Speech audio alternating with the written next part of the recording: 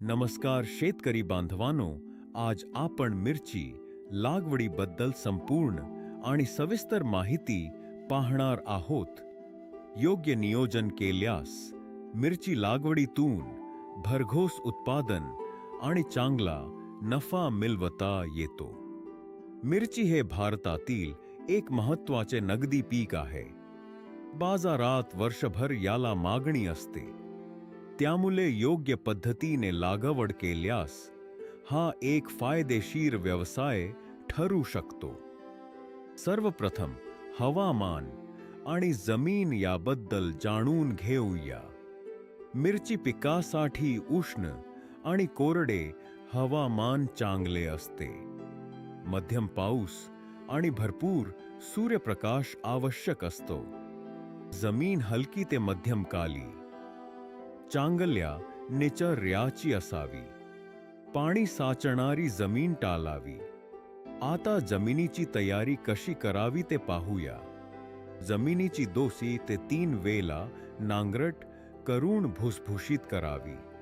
शेवटच्या नांगरटीवेळी 10 ते 15 टन शेणखत प्रति एकर टाकावे. यामुळे जमिनीची सुपीकता वाढते. बियाण्यांची निवड ही उत्पादनासाठी खूप महत्त्वाची आहे. रोगप्रतिकारक आणि उच्च उत्पादन देणारे वाण निवडावेत. बियाणे पेरण्यापूर्वी त्यावर बीज प्रक्रिया करणे आवश्यक आहे. रोपवाटिका तयार करताना चांगली माती, वाळू आणि शेणखत यांचे मिश्रण वापरावे. बियाणे पेरल्यानंतर 25 ते 30 दिवसांत रोपे तयार होतात. आता लागवड कशी करावी ते पाहूया. रोपे 60-40 सेंटीमीटर अंतरावर लावावीत. लागवड सकाळी किंवा संध्याकाळी करावी. खत व्यवस्थापन: लागवडीच्या वेळी शेणखत वापरावे. त्यानंतर नत्र, स्फुरद आणि पालाश योग्य प्रमाणात द्यावे. टप्प्याटप्प्याने खत दिल्यास उत्पादन वाढते. पाणी व्यवस्थापन: मिरची पिकाला नियमित पाणी देणे आवश्यक आहे. साधारण 7 ते 10 दिवसांच्या अंतराने पाणी द्यावे.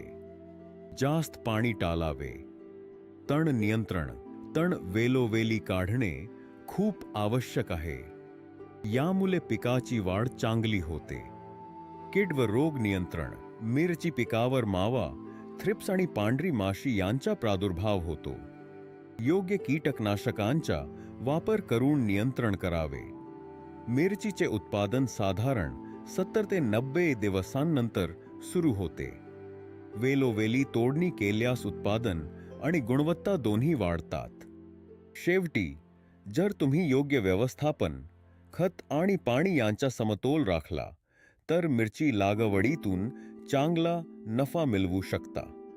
धन्यवाद. अशाच शेतीविषयक माहितीसाठी आमच्या चॅनलला सबस्क्राईब करा.